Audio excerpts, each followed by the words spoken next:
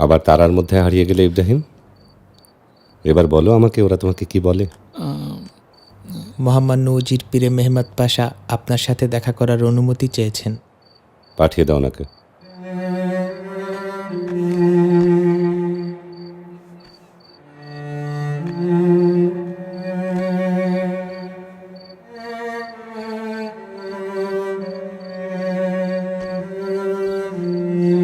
জাহাপনা, আমাদের আইন অনুযায়ী আমি আমার দায়িত্বের মোহর হুমায়ুন ফিরিয়ে দিতে এসেছি।